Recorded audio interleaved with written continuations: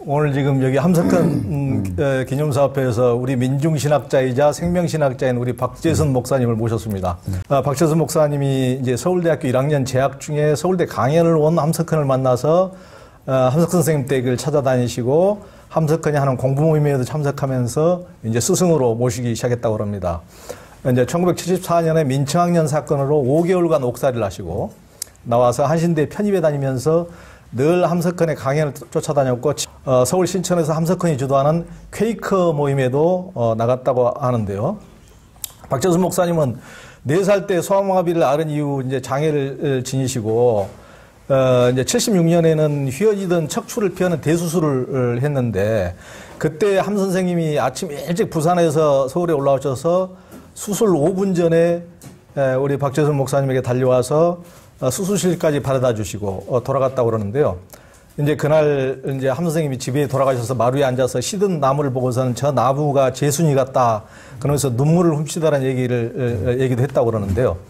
함석헌이 대학 때부터 우리 박재선 목사님 대학 때부터 이제 자신이 차고 다니는 시계를 이제 박 목사님이 시계가 없으니까 회중 시계도 주고 어떻게 그렇게 사랑을 받으셨습니까? 남다른 사랑을. 수술 받을 때 함석헌 선생님이 아침 일찍 부산에서 올라와서 수술 5분 전이라고 했는데 제 기억으로는 5분 전 아닌 것 같고 10분 전. 10분 전쯤에 오셨던 것 같아요. 아주 정확하십니다. 네.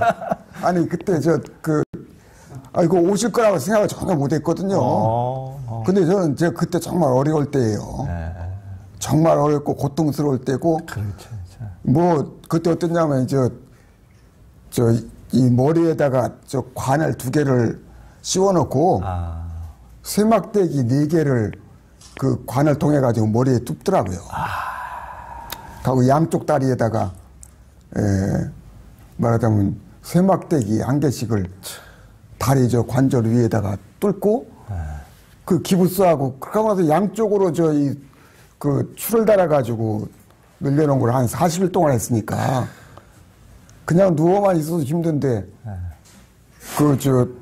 쇠막대기를 머리하고 다리에 박아놓고 양쪽으로 줄을 달아가지고 이 척추를 누린다고 근육을 누린다고. 그러니까 그 친구들이 그 수술하는 그 준비하는 걸 와서 보고 나서는 이렇게 야만적인 수술이 어딨냐고 분개하고 다들 그랬는데 함 선생님도 오셔서 보시고 나서 정말 가엾게 생각하신 거겠지요. 정말 불쌍하게 생각하신 것 같고. 그런데 수술 받는 날도 수술도 그게 어려운 수술이니까 좀 걱정이 안 될 수가 없었죠. 그런데 그때 아마 일주일에 한 번씩은 오셨던 것 같아요. 굉장히 바쁘셨던 것 같은데. 수술하시는 날은 아침 일찍 그렇게 오시는 걸 보고 나서는 야, 이 선생님은 보통 사람이 아니다. 나라고 하면은 함 선생님처럼 저렇게 할 수가 있나. 그거 불가능할 것 같더라고요. 내 마음으로는. 근데 이제 어떻게 그렇게 사랑받았냐고 이렇게 물어보셨는데 함 선생님은 사랑하기 위해서 사신 분처럼 그렇게 평생을 사신 것이 아닌가. 저만 특별한 것이 아니라 함 선생님과 가까이 지냈던 사람들은 다 그렇게 엄청난 사랑을 받았다고 그렇게 느끼시는 것 같아요. 그렇게 말씀하시는 분들이 많더라고요. 그리고 50년 지나서 전쟁 나고 아주 어려웠을 때 보면은 자기 집안도 먹고 살 게 없고 그럴 텐데 강연료라든지 원고료 같은 것이 조금이라도 생기면은 그걸 다 마산에 있는 결핵 요양소로 다 보냈다니까요. 다 보내고 한 달에 1~2번씩은 내려가 가지고 마산까지 내려가서 말씀을 하셨다고 그러니까 우리 같은 사람은 상상할 수 없는 초인적인 사랑을 베푸며 사신 거죠. 그러니까요. 그 삶 자체가 하여튼 지극할 뿐 아니라 치열하고 뭐 오늘 하루가 마지막 날인 것처럼 그렇게 생각하시면서 정성을 다해서 사랑과 헌신으로 사신 분이니까 뭐 저는 그때 이제 제가 철학을 공부하고 신학을 공부하고 공부하고 싶어서 장애를 가졌고 가난한 사람이면서도 이렇게 애를 쓰는 걸 보고 아마 기특하게 생각하셨을 것 같고, 예. 그리고 또 특별히 가엾게 생각하시고, 불쌍하게 생각하셔가지고 이렇게 사랑을 베푸시지 않았나, 그렇게 생각하지요. 여하튼 어려운 중에도 우리 박재순 목사님이 청년 박재순이 우리 함석헌 선생님 같은 분을 만난 건 참 행운이었다는 생각이 드네요. 아, 그렇죠. 행운이고 특권이었죠, 저한테는. 그리고 이제 함석헌은 우리 민족이 수백 번 외침을 당하고 근현대에서만 청나라에 당하고 러시아에 당하고 일본에 당하고 미국에 당하고 이렇게 갈기갈기 강대국들에게 찢기고 하는 것을 우리 민족이 참 창녀가 돼버렸다. 이렇게 참 개탄을 하셨는데 이번에 이제 1901년에 평안도 바닷가 오지 산골에 바닷가에서 태어나셔가지고 일제 강점기에 3.1운동에도 앞장서고 독립운동을 하면서 일제 때부터 감옥에 이제 끌려다녀서 고문도 당하시고 옥살이를 하시고 해방 뒤에도 또 공산치에서도 그 문매를 당하시고 감옥에 가고 또 공산주의를 피해서 월남에서도 이승만 정권하고 박정희 정권에서 감옥살이를 이런 말 없이 당하면서 이렇게 맞기도 하고 고문을 당하기도 하고 피눈물 나는 이런 그분의 역사를 보면은 참 한 인간이 감내하기에는 너무 참 너무 가혹한 삶이다. 이제 이런 생각이 드는데요. 그런데 그런 고난의 함석헌의 삶을 보면은 우리 박재순 목사님도 이제 본인이 원치 않게 그런 장애를 갖게 되면서 참 이제 어떻게 보면 그래서부터 머리도 좋으신 분이 너무나 어떤 자기 삶에 주어진 형극의 십자가에 대해서 내적으로 참 갈등과 얼마나 그런 피눈물 나는 아픔이 있었을까를 이제 느껴지는데 그게 이제 그 함석헌의 어떤 고난의 삶과 저는 이제 맥이 참 통해 보이거든요. 그래서 어떤 함석헌의 그런 그 고난의 삶과 어떤 그런 고난의 철학이 우리 박 목사님이 주어진 장애를 이제 딛고서 고난에 쓰러지지 않고 살아가는데도 힘이 됐습니까? 아, 그럼요. 저는 우리 민족이 이제 조선왕조가 망하고 일제히 식민지가 되면서 그 민족 전체가 생의 위기에 빠져 있잖아요. 아주 말할 수 없는 큰 위기에 빠져 있고 또 마침 서양에서 기독교가 들어오고 민주 정신이 들어오고 또 과학 사상이 들어오고 그래서 새 문명이 시작되는 그런 시점인데 말하자면 동서 문명이 만나고 민중의 주체적 자각이 이루어지는 아주 비상한 시기에 그리고 또 나라가 망하고 결단나는 종살이를 하게 되는 그런 어려운 국면에서 함석헌 선생님은 시대정신에 아주 투철하게 주어진 자기 삶을 사셨던 것이 아닌가. 아주 생명 자체를 사셨기 때문에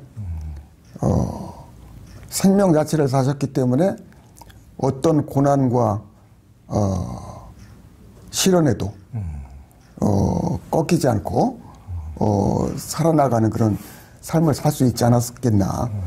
제가 요새 유영모 선생님도 공부했지만은 안창호, 이승훈 이런 분들을 사상을 공부했는데 공부해 보니까 함석헌 선생님 사상하고 너무 이렇게 연결이 잘 돼요. 나라가 망하고 서양 문명을 받아들이고 그 주체적인 종교문화적 주체성을 가지고 민족의 독립과 통일을 위해서 산다.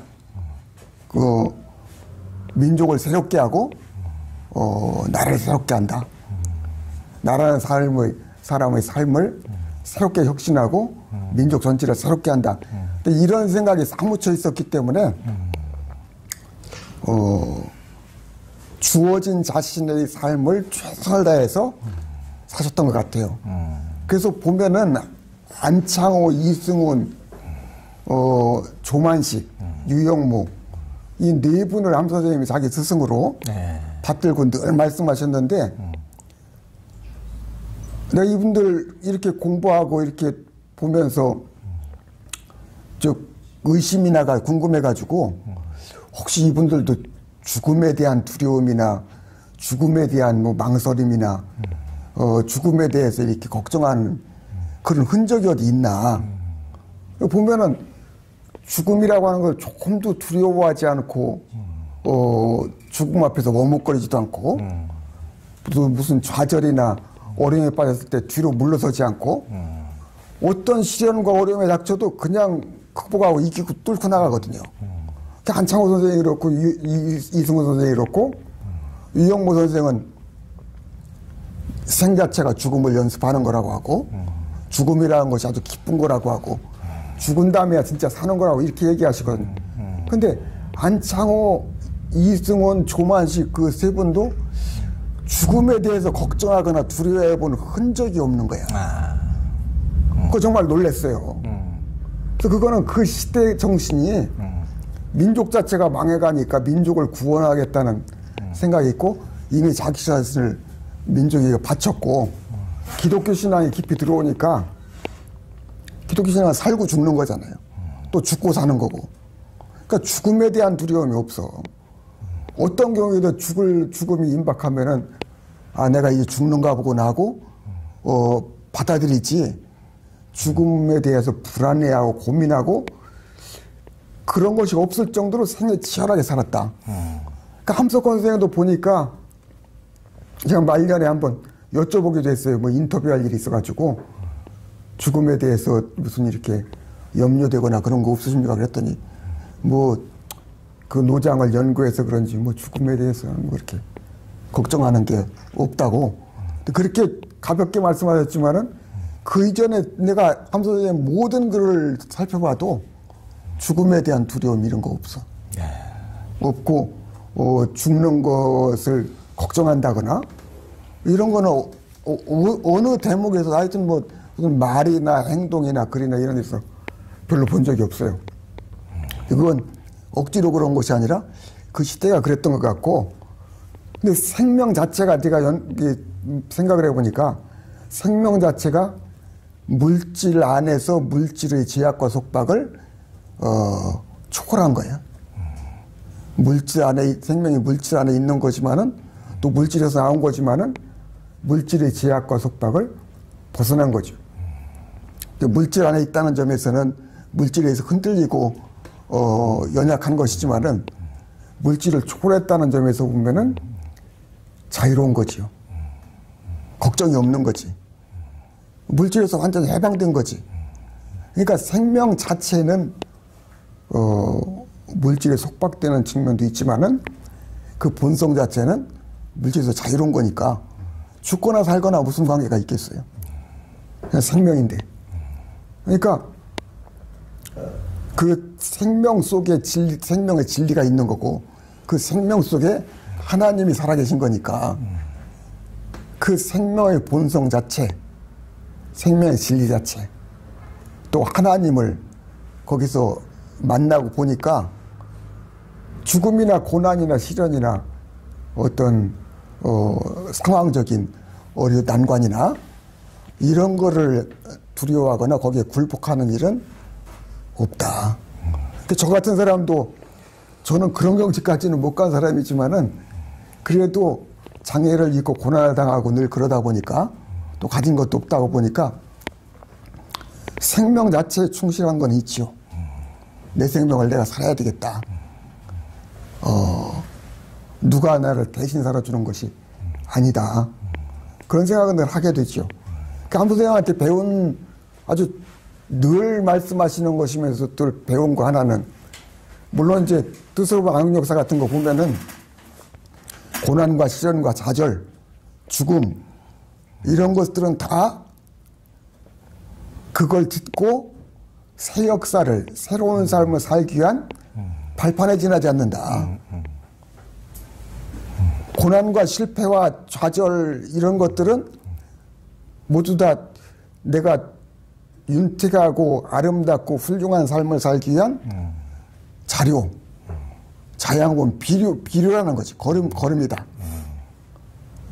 그러니까 그 뜻으로 방역 역사 보면 전체가 그래요.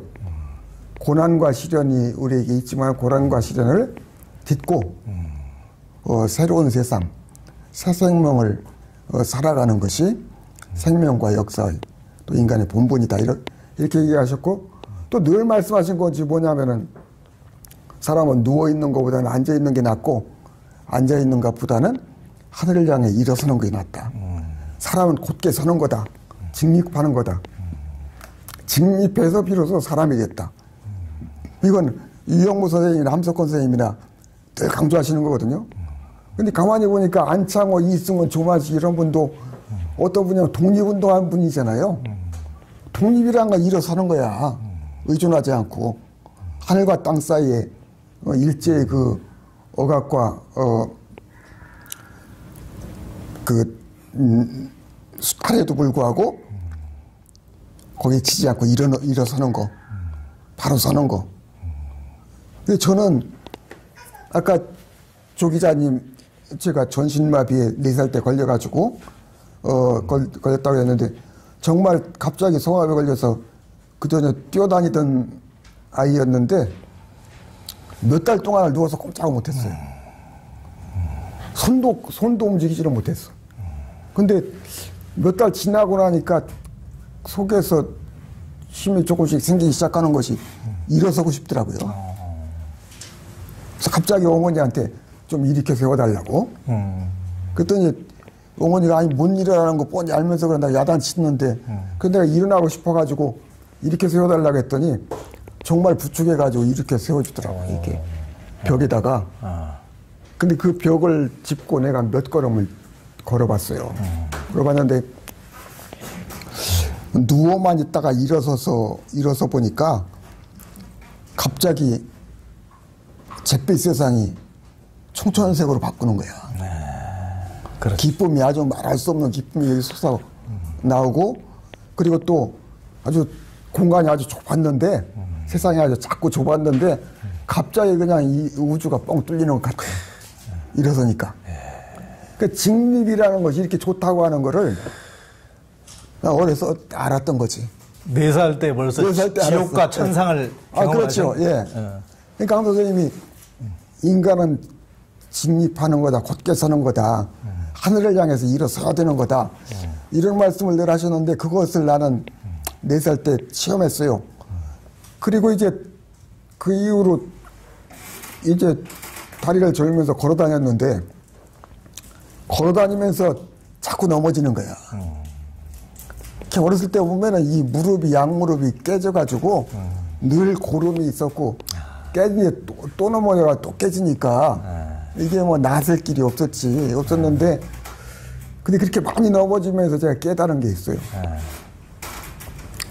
아무리 아프고 부끄러워도 계속 누워있을 수는 없는 거야. 죽지 않았으면은 어쨌거나 일어나야 되는 거야. 그러니까 아무리 넘어져도 다시 일어나야 된다고 하는 거를 4살, 5살 때 깨달은 거죠. 깨달은 거고 나중에 신학을 공부해 보니까 부활이라는 것이 일어선다는 말이 있더라고요. 원어가 그래요. 일어서는 거야.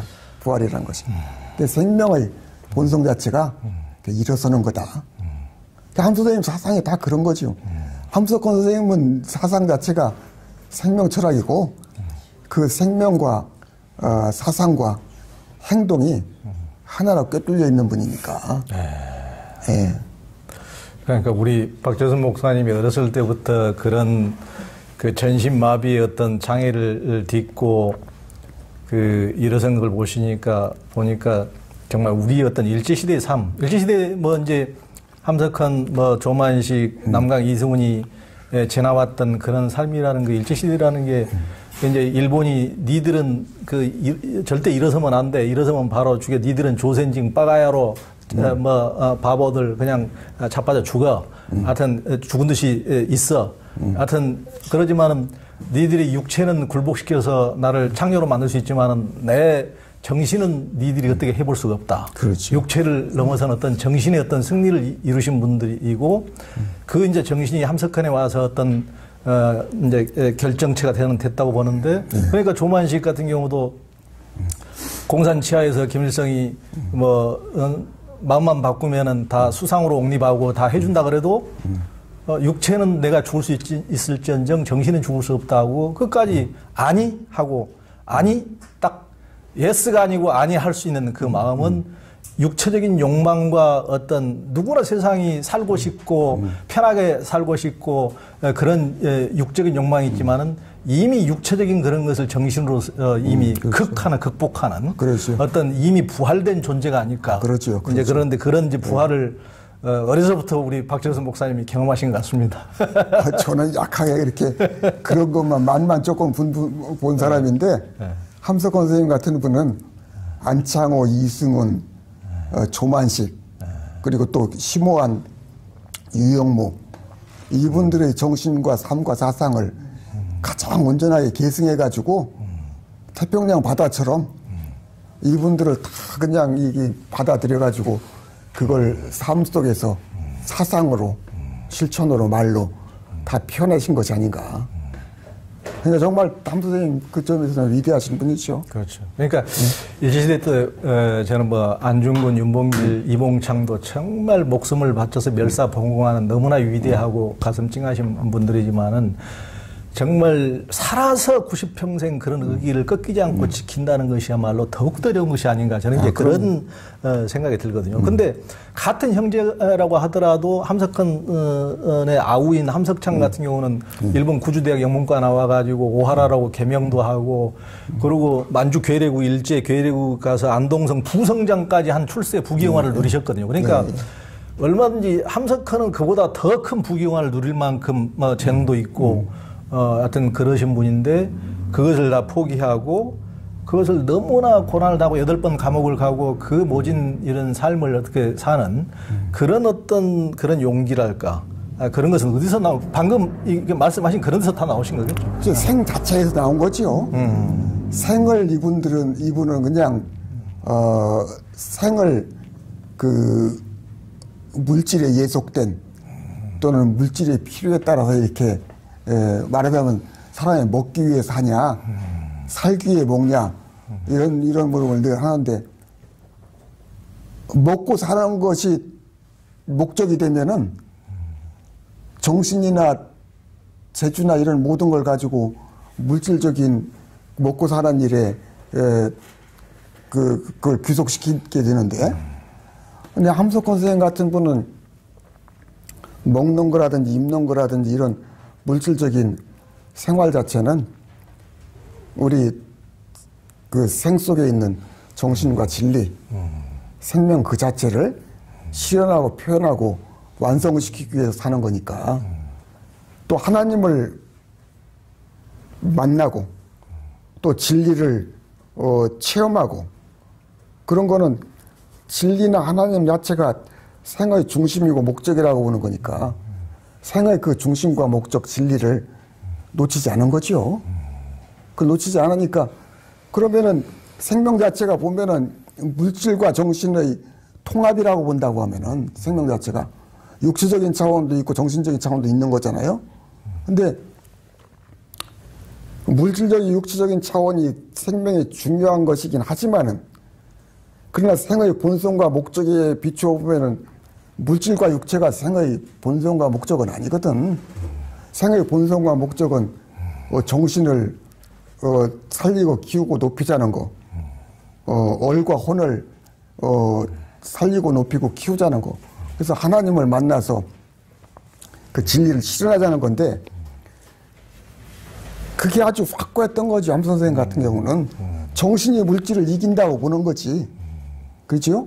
하나님이 유한한 이 물질 세계를 창조한 거고 이것을 이기는 거고 완성하는 거고 더 높이 계신 거지. 그러니까 함 선생님은 그런 생각 가지고 사셨던 것 같아요. 내가 생명에 사는데 하나님을 믿지 물질을 믿냐? 응? 내가 물질이 지냐?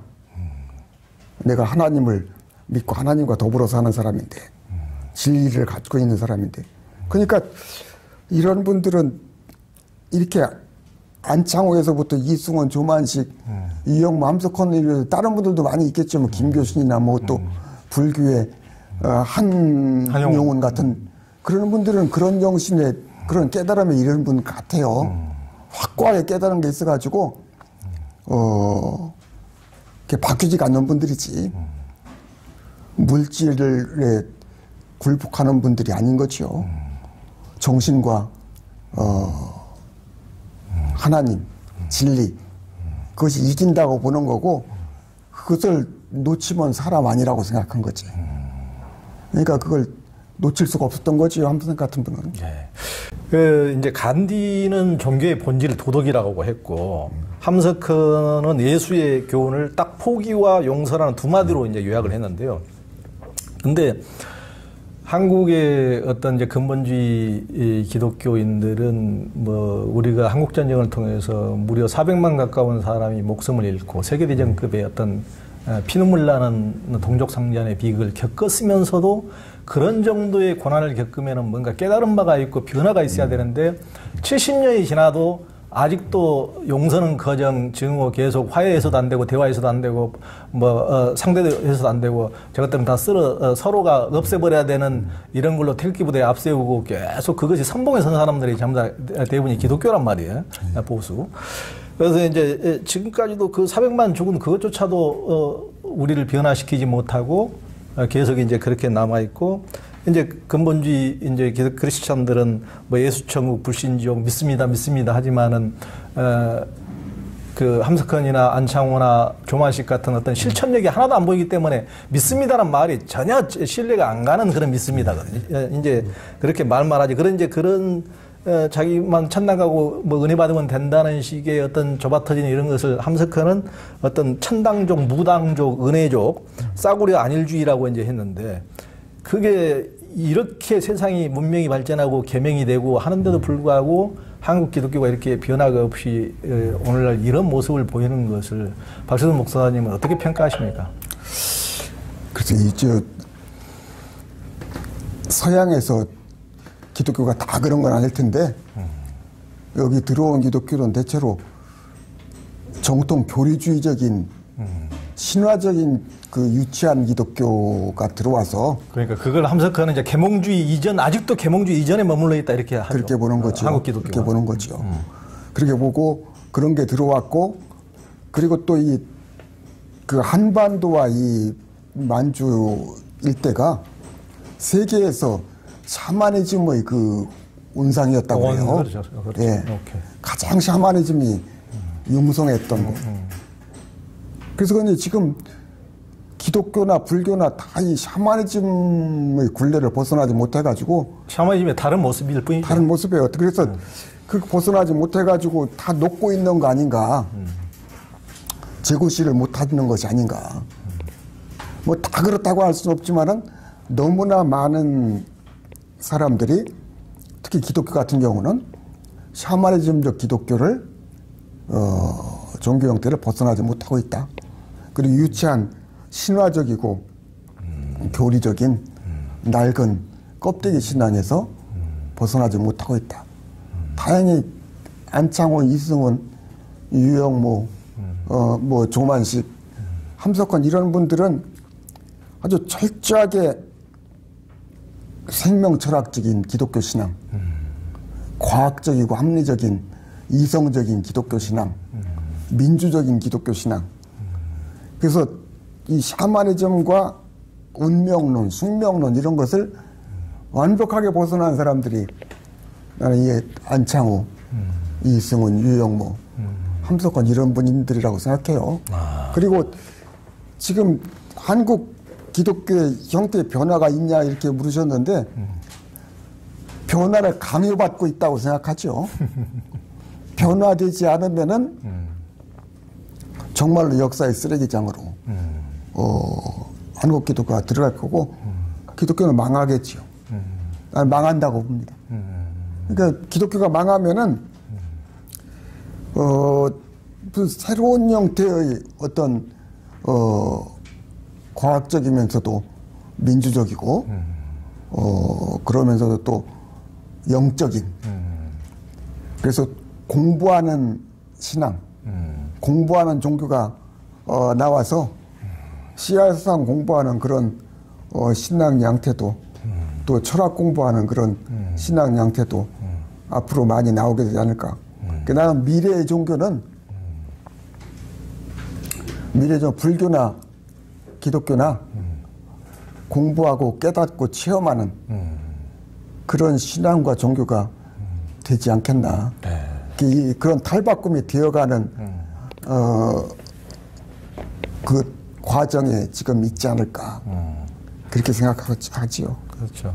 양심과 도덕을 여튼 내팽개쳐버리고 어떤 신도들을 어떤 현혹시키고 노예로 만드는데 그냥 활용하는 우상, 그걸 이제 함석하는 우상숭배라고, 그게야말로 그렇죠. 우상숭배라고 그렇죠.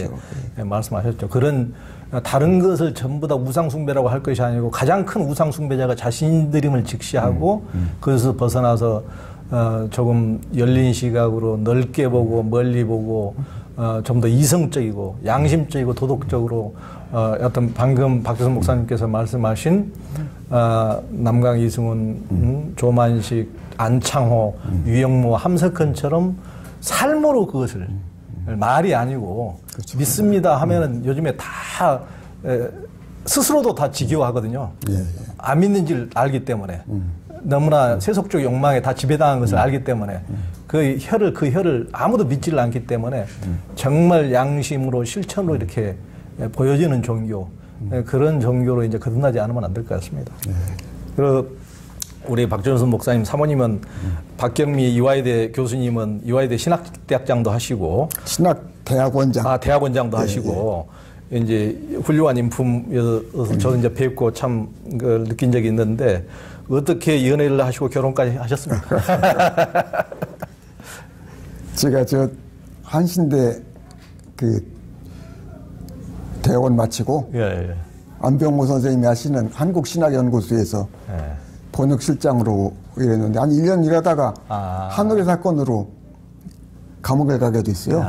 2년 반 동안 고생하고 나왔는데 제가 2년 반 동안 고생하고 나오는 그 사이에 아마 이화여대 대학원에 다니던 박경미 교수 그때 이제 대학원생이지 박경미 씨가 내가 없는데 그 한국신학연구소 번역실에 와서 번역을 하고 있었어요. 근데 내가 이제 감옥에 있으니까 좀 안병모 선생님이나 또 그때 선배로서 간사로 계셨던 김명수 교수님이나 이런 분들이 걱정도 많이 하고 그러면 나에 대해서 뭐 나쁜 얘기를 했겠어요. 좋은 얘기만 많이 하셨겠지. 그러니까 일주일에 한 번씩 모여서 말씀 나누고 기도할 때도 내 얘기를 많이 하셨고, 그러니까 이제 이 박경미 교수가 그때 호기심을 가지고 또 이렇게 좋은 생각을 가지고 있다가 이제 내가 왔는데 뭐 교토에서 있다 나오니까 머리를 짧게 깎았고, 근데 머리 짧게 깎은 그 보고 깨끗하다는 인상을 받았대요. 지금도 깨끗하십니다. 그래가지고 이제 같이 있는데 같은 방에 있으니까 뭐 서로 싸움이 있다고 하더라도 어떻게 직장을 그만두기 전에는 어떻게 만나야 됐잖아요. 만날 수 있는 그 조건에 있었고, 그리고 또 나도 이제 보니까 좋은 마음이 있어가지고 뭐 좋은 마음 있으면 말을 안 해도 서로 이렇게 전달이 되는 거니까. 근데 내 생각에는 나보다 이 박경미 교수가 더 용기가 있었고 더 착한 마음을 가지고 있었던 것이 아닌가. 그래서 이제 가깝게 이렇게 접근이 됐고 결혼까지 하게 됐지요. 그래서 하여튼 두 분이 또 함석헌의 사상도 있고 참 한국 기독교에서는 참 소중한 자산이 되신 것 같습니다.